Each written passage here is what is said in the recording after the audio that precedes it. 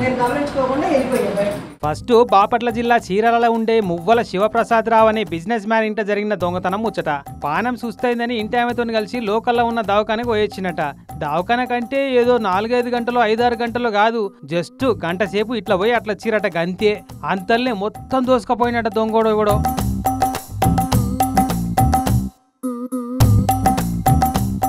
దొంగతనం అంటే ఏదో చిన్న సన్న దొంగతనం కాదుళ్ళు, ఏకంగా 117 సవర్ల బంగారం అట. అంటే 936 గ్రాములు అన్నట్టు, అంటే 93 తులాల బంగారం. అదిగాక ఓ 1,50,000 రూపాయల నగదు పైకమట. నగదు పైసలేమో కానీ 93 తులాల బంగారం అంటే తలుసుకుంటేనే మనకే ఏటో అనిపిస్తుంది. ఇక వీళ్ళ పరిస్థితి ఎట్లుందో. వెనుక దర్వాజా తెరిచి లోపడి దూరి మొత్తం దోసుకొని గుర్తుపట్ట రాకుండా ఇల్లంతా కారం చల్లిపోయిండు దొంగ బద్మాషోడు. ఇక చూడు,